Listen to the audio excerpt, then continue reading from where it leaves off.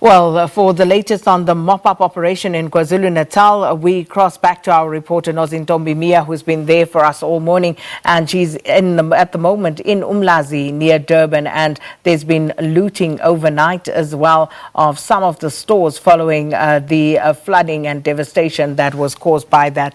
Nozintombi, you told us earlier you were moving from one store to the other in the same sort of precinct that had been looted.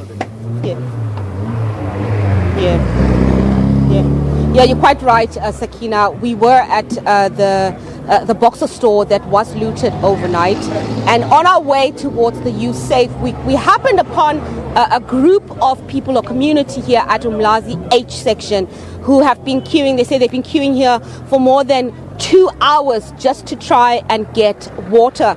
The water distribution was disrupted, obviously as a result of the heavy flooding. And I mean, you can just see there's queues and queues of people. There's only one tap that's available, that's coming out at an extremely slow pace. And we're going to try and speak to some of the people here. There's a lady who is pouring her water. She had indicated a bit earlier that she would try and speak to us. Hi, Mama Unjani. Mama, just tell me again what you said, as we said, Mama. Just tell me, how long have you been waiting to get water? And how long have you been without water? How long have you not had any water? For 5 days.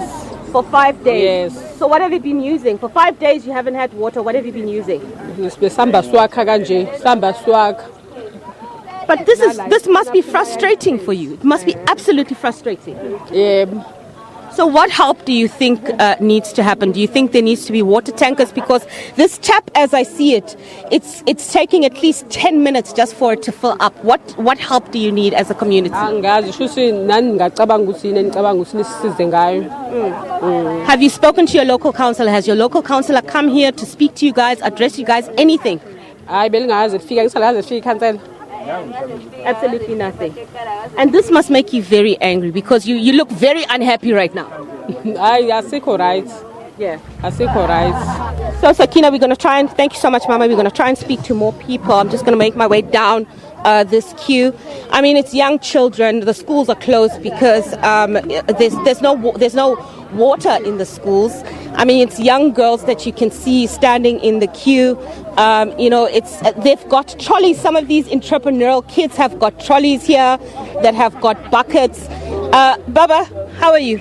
Unjani Baba, how frustrating is it for you that you have to wait in this queue for water? It must be very frustrating.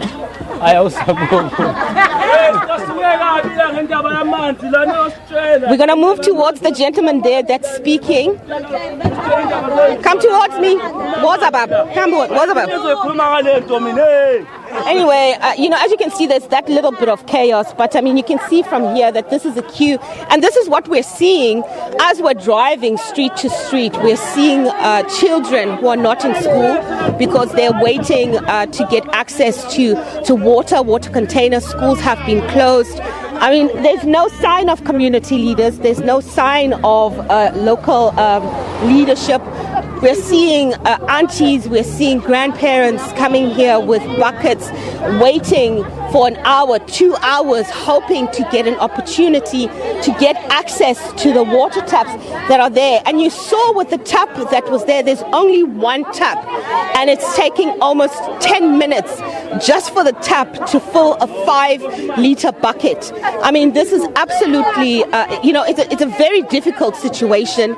And obviously, this is something that needs to be addressed and dealt with, obviously, as the day progresses. We do know that the local authorities here did indicate that they would try and get water tankers to areas that need access to water tankers. But the action seems to be going at a far slower pace. than the announcements that are being made. This is exactly what we're hearing from the people at the Boxer earlier, that, you know, they haven't seen their local councillors, they haven't seen any authorities come there and try and assist them with being able to do mop-up operations, clean-up operations. They're literally coming together individually as communities to do what they can to try and salvage the situation. It's a desperate situation, Sakina. It's a dire situation. Intervention is needed, and it seems the pace at which the intervention from government officials or government structures should be happening is not happening at the pace it should be, Sakina. And the irony of that situation, very stark, Nozintombi Miya, with the floods, water everywhere, and yet no water for people to drink. We'll get back to Nozintombi at a later stage. Now, the Nelson